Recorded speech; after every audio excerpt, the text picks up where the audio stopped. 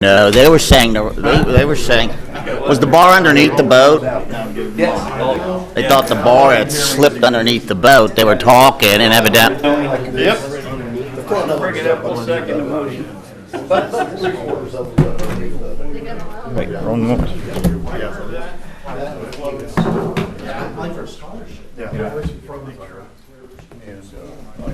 Oh, this is Monday night's meeting. No. First I had that pen, but it was Rich's. Oh, council meeting's tonight? Oh, that's right. God, I'm confused as hell. It's Wednesday. Okay. Yeah. It's unusual. He told me I didn't come Monday. he texted me back. Did he? And he, Now I remember. I can tell you appreciated my music. We'll have a short meeting now. I don't think so. I drop the kids off every day and I play something along That's a little those weird. lines for them. It could go fast. Paul is not They here. pretend like they hate it, but I know they love it. He always has Mario. something to My say. son, Mario, she told me it rained real slow yesterday. Real slow? Sully and Andrea Basoli. Can't please her. Just can't please her. I get carried away. That's funny. Let's go ahead and get started so we don't run Now, over here. fellas. Concert. This is council. So we're taking this concert. All right, hon, how are you? What's that? You better get ready, Mayor. 5:30. How have you been? Excuse me. That horn? Hey, Randy. Yes. Did I miss your call? Very horn. And did I called you back Friday Supposed to be night? running I them, bumped the button. last I I heard. thought that's Oh, you coming up to see Steve anytime soon? hopefully. When, Okay, he cornered me again. I would just call Sherry and. Okay, like to call to order He found it. work session for the city council for Lawrenceburg for August 22nd, 2018. Could we start off with a roll call, please? Councilperson Tony Abbott. Here. Councilman Aaron Cook. Here. Councilperson Mel Davis. Here. Councilperson Randy Abner. Here. Councilperson Paul Seymour Jr. is absent. Mayor Kelly Milan. Here. Utility Director Olin Clausen. Present. And myself. All right, tonight is strictly to talk about the Splash Park project. So, Tony, you need to be quiet and let the people that, I'm just kidding. Anyway, Mario, you want to sort of introduce our guests? And okay. We've got the design professionals from HWC, Corey and Sally. We're pretty well self-explanatory what you have in your packet, I believe. I think we're going to go over some of those cost estimates that were presented here a couple weeks ago. And I guess this whole thing is to find out what options we have. You know, you want additional pricing. Well, the pricings are the features themselves of the park. So, I mean, if you want different features, of course, be different pricing. And with that, I guess, Corey? Does everybody have their packet from last week? I don't even have mine. How's your lying on Tony? That's fine. That's fine. Good evening, everybody. We're fine. It's good to see you. My name's Corey Weitzel with HWC, this is Sally Hughes, and we certainly appreciate being here. And we can answer whatever questions that you have about this. I do have additional copies of cost estimates and some color versions of this plan as well, if anybody wants to have those. Really, the way we started this was looking at one of the challenges that you have in your current pool. And the challenge with that current pool is you serve the child and the kids who are old enough to swim and old enough to stand above the water and not afraid of water. So that elementary age, that mid-elementary age and up, you serve pretty well with what you have. The challenge becomes the splash pad and the small baby pool that you have right now have a limited clientele and who can really benefit from that. And you leave a little bit of a gap in that if those youngest kids who just basically have the splash feature. So what we tried to do with this pool was broaden it out, gives things that are going to appeal from the youngest kids, the very young toddlers, to those preschool age kids and all into the elementary ages they're not quite yet ready for the big pool. And so what this does is you'll see three main features. The first thing you'll see is the pirate ship that serves somewhat as the centerpiece of this. That is intended to be what it is, a centerpiece feature with slides in it. It has sprays going off in every direction to add that element of fun to it. But it's surrounded by a body of water that's about 1,500 square feet. So instead of just the little mini pond that you have right now, this broadens that out. But we are encouraging access for all ages by making that a zero depth entry on half of that pool. The other half would slope down to a depth of about 18 inches. So as we talked to Dee about what she wanted to be able to do, she said, I need to be able to introduce kids at multiple levels. We need to take that very young kid who's not used to water at all and let them wade in it, touch the little bit of a spray jet in a way that's not intimidating. But then also, as those kids get older, we want to make sure that they had places where if they're not ready for full swim lessons, they're ready to get more of their body in that water. So when you have 18 inches of water, you do have that opportunity to engage them at other levels. For those kids who are not ready to even get into the water, this has a couple different zones of splash features on the deck. So as it's closest to the main pool area, you'll see some of those main features include a smaller toddler slide, some jets that are just simple jets, as well as an interactive feature with different cascading water. And so those things become good features for that. So you'll see that in this image here on the west side. So you've got features like the toddler slide and these cascading water jets, as well as just simple water features. That helps for those youngest toddlers. And then we've got these other areas that are for that young elementary, the preschoolers. We've also brought back things that have been very popular today. So some of the things that you'll see in there is the rings. These rings that have been in here are very popular right now, so we returned with that. There's also a dump bucket. You need that one piece of excitement. This dump bucket is in here, structured a little bit different than what you've had so far, but Thank goodness. We had an incident. We had an incident. understand that. I do understand that. This does not have fabric or something else in it that can stretch and modify over time, so it's set up to be where it will perform over time. So we're excited to be part of the conversations today. Price tag on this thing that we've estimated has come in at 422,000. Wrong. almost. Is that wrong, Tony? 1,420,000. Oh, okay. So you're a little over $1 million for everything, depending on which options. There certainly are always options in this, so we don't present this as the final, this is what we absolutely say needs to happen. This is the starting point to create a budget that we can work within, that you can make decisions as to what are the specific features. So there are plenty of options. I'd be happy to talk about any questions that you All have. right. What sort of filtering system is designed for this now? We budgeted type? so we can do a couple of different things.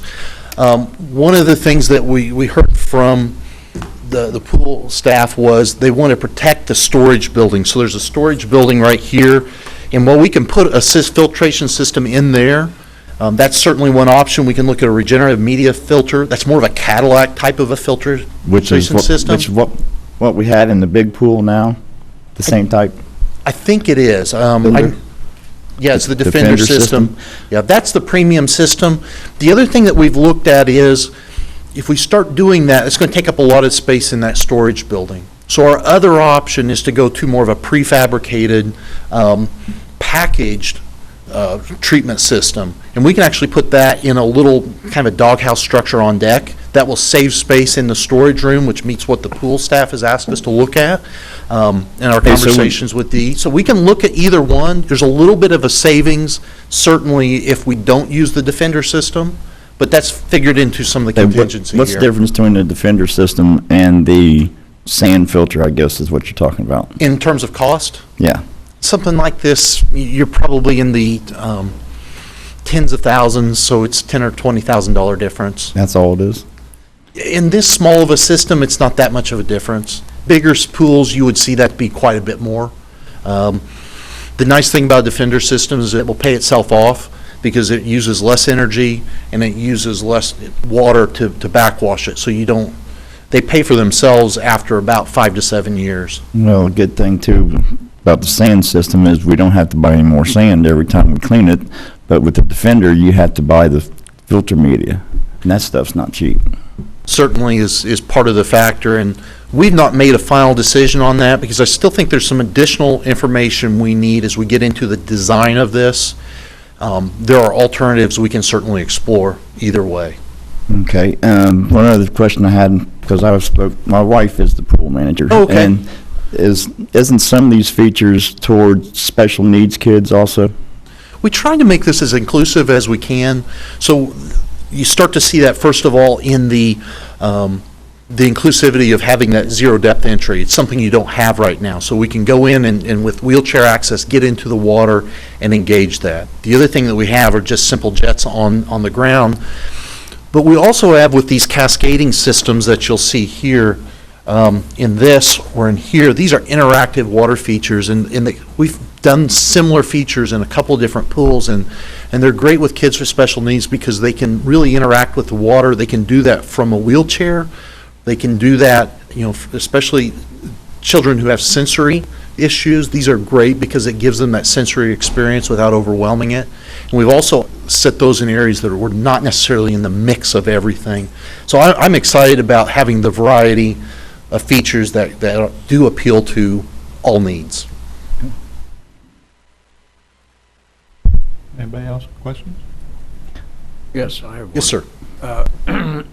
With these systems, does your company do the construction and the destruction? No, we are an engineering firm. We lead the design phase, so we would help you plan it. We would help you put together the construction drawings. We'd help you bid the project out, and then you would pick the contractor, and then we would oversee what they do, administer the construction contract, make sure it's done per plans and specifications and meet your expectations. So there are design and build options for pools like this, but that's not the approach that we've talked about to this point. We would be there independent of any contractor. And I thought I don't have mine in front of me, but I thought the price tag was $995,000. That's the price that we estimate as a base price. One of the options that's been discussed is whether we put the port-in-place surfacing, the soft surfacing on this pool deck. That adds another $70,000 almost to the price if you were to choose that option. A port-in-place surfacing is great because if a kid falls, you get some extra protection. They're less likely to get hurt. Over the entire 1,500 square foot?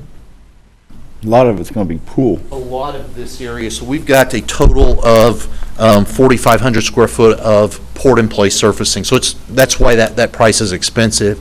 The downside of the port-in-place is you got to replace it at some point. It has a definitive lifespan. How long does it last? Because we haven't had very good luck with that, if it's the same stuff in our playgrounds. It is the same stuff. It has a urethane base, so of course, with age, it gets harder. Yeah. And brittle. You have to start thinking about it after 10 years. But it's the chlorine that... 10 years, really? Yeah. That's a pretty good time, I would think, because... And that's about what we had out of the other play areas. Now, will that pouring place, or whatever you call it, will that stain like our cement has? It's all brown. No, talking about as far as the rust and... Yeah, the rust or whatever it is, it's causing it to be brown. Anytime you're talking about something that's going to be out in the sun like that, they can claim all they want with the color lasting, but that color is going to begin to fade a little bit over time. You see that on any kind of metal. You're going to see that in your port-in-place. You're going to see it degrade. That said, they're a whole lot better than they were 5 or 10 years ago. That color is lasting a lot better. There's always a chance for some staining when you've got this going on, but it's going to do pretty well. We have a lot of heavy irons in our water system, so I think that's what Tony's talking about as far as The irons. permanent staining of the material. Well, one thing I was thinking too, since this is going to be recycled water, we shouldn't have that brown stain as much. Yeah, when you're doing the single use, you are getting a lot of that raw material, and by recirculating it, I think that's one of the other key things is that this water is going to be more towards a normal temperature instead of always bringing it out at the colder temperature that you get when you're doing a drain to waste system like you have Also, now. those little kids ain't gonna have the blue lips anymore Well, and shivering. it's going to be a little cool beginning of the season like normal, but after that, it's for most of the season, this will be much better to get in and out of for those children. Now, on the original things, there was two things on the second sheet, and Dee, you might want to talk about this. I mean, was that included in that 995,000 or whatever the bid was, or is that extra? Those were additional items, and so that was the port-in-place surfacing I put on the second page, and then just additional toddler play features. I think the fun thing about designing something like this is we always want that one more feature, and so there are ways that we can keep that from getting too much, but those would be above and beyond that $1 million number. Yes, sir. What would your guesstimate be on the destruction and construction of this system? Of the construction, Destruction and construction. yeah, we're expecting demolition to be about $25,000 of this. The rest of the construction beyond that, we are estimating to be about a little over $850,000. So the whole package would be about 1.8? No, it would be no. just a little, $1,070,000. million includes everything. So we've got an allowance in there for design costs and such. The million includes the construction or not? Million includes the construction. Okay. Yeah, absolutely. Yeah, this is all-in numbers. I'm not showing, I'm giving you a budget that you can work within, and you can have a high degree of confidence that you can achieve it. We have to work together to make sure we achieve that, but we'll work with you to that process to achieve this budget. And what's the contingency that's built in? I build in 15% contingency. There's not a whole lot of things here that are real unknowns, with the one big exception being there's a big storm pipe right in the middle of this site. So that storm pipe runs across there, and it's fairly large, and it's going to get in the way, so we're going to have to work around that. We'll get the survey and be able to understand what that is, and we'll work through the existing conditions. So until we've done that level of design, these are concepts right now. When we have a little bit more field information, we'll be able to tighten these estimates up a little bit more. So the contingency doesn't get used, we're in the 800,000 range. Can you explain the government purchasing also, some of the features? One of the things that many municipalities choose to do is there are multiple options for government bulk purchasing of features like playground equipment or splash pads. That is a system where these companies get together and provide bids on a countrywide scale, and you can go to a catalog and pick from those in order to know exactly what those costs are. Now, the products that we're talking about here are not part of that program, but it is another option if you're not used to that. The nice thing about what that does is it gives you an option to know exactly what that equipment would cost. Vendors like Aquatics or Vortex are part of that program, and so we can literally go to a catalog, tell you what those individual parts and pieces would cost. Again, it does not work with the exact systems that we've looked here, but it is another option that is available to you. We've been doing that on several different projects recently.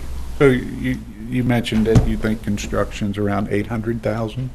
Yeah, I've got, including demolition, 866 was the number in the Well, I mean, estimate. we're only, the big cost is in that piece, not in the equipment, so to speak.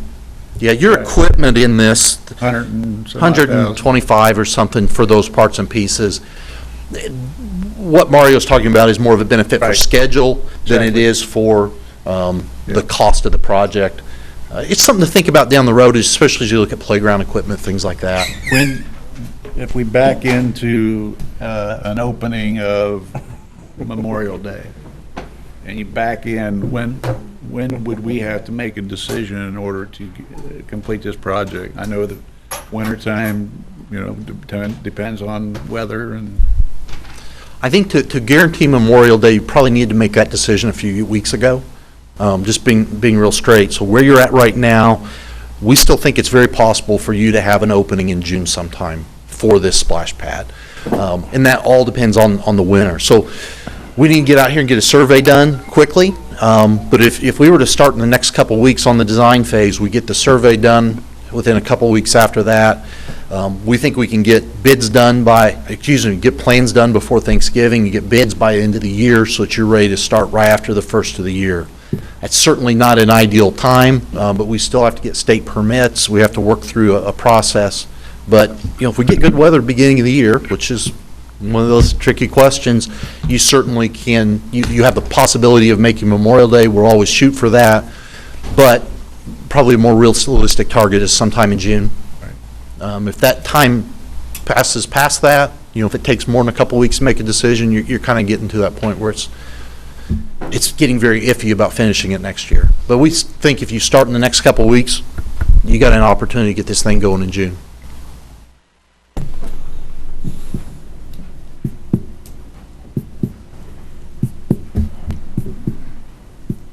Quit smiling, Tony. I tried to tell you we were in a hurry. Any more questions? Mario, who did the last splash park for us? Wasn't that Maxwell that?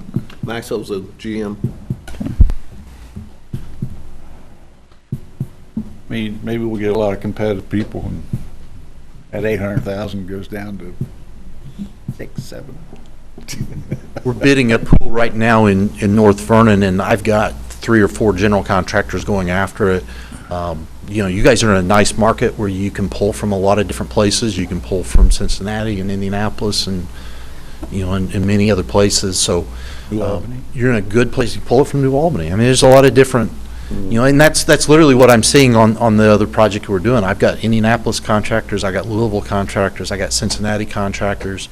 So you're in a good place from a pool bid because there are pool vendors in Indianapolis and there's pool vendors in Cincy who would both love to be part of a project like this. The good part about that is in January, business is probably kind of slow too. Richard, a question for you guys. Money for this would come out of NR Parks Fund? We got plenty of TIF money. Make it a TIF area. You gonna tip it? TIF every admission you get in there, yeah. That would go over well. Well, can we add a commitment to, because we have a local grant writer, and you guys, we talked really quickly before the meeting about fundraising and how other communities pay for their pools. We could include a commitment to at least go for whatever funding there is. I mean, Oh, yeah, and we you can could have help us Judy take try. a look, but we got, I would think there would be some of those grants out there for the special needs features Yeah. that would be put in there or something. Judy, check on that. Yeah, we can get Judy We're to gonna check have to- around. We're gonna have But- to push a button on this now. So we just make a motion to move forward with it, or? Your motion, Tony?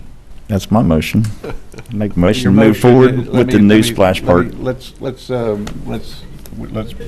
You form it. Can we put a dollar figure to not exceed or something on when we get the bids back, or, I mean, we can always revisit it, and Okay. if Well, we're what- okay with the bids or What whatever. was the dollar figure, the full dollar figure? If you want to include all the pour-in-place surfacing and the alternate features, it would be 1.1 million. Well, that's Total. something, we can go ahead and say that, but we can not do that if we decide not to. But That's if the it's 10 maximum not years, to exceed. yeah. So how much was it? 1.1 with everything. All right, I'm make a motion, proceed with the new splash park for the amount not to exceed $1.1 million. Okay, motion's on the floor. Can I get a second? I'll second it. All right, got a second. All those in favor? Aye. Opposed? I think it's 4-0. Right. Motion passes. Okay, Very exciting. Thank you. thank you. See if we can All just right. get it open by opening day, Memorial. And Mayor, we'll probably have Judy get in contact with these folks so they can. That'd be good. Do that. I do have one quick question. Yes. Will this affect the other part of the pool from of opening. No, this would not affect the other part of the pool. The systems for this would be completely independent of the other pool. The only thing we've talked about is at the interface between these two pools is potentially taking the 6-foot fence that separates the two pools Put a and 12-foot? bringing it down Oh. to more of a 3-foot fence to still keep people out. Many communities are not putting that fence in between the two types of facilities, but in this case, I think we're very concerned about the standing water in such close proximity to younger kids. You just have a very tight pool site, so we still want a separation, but that's the only scope item that's in there that really has any impact on the existing pool. If there's no other questions, I'll entertain a motion to adjourn. Vote. Second? Second. All those in favor? Aye. Opposed? Motion will carry. Regular meeting starts at 6 o'clock. Happy birthday.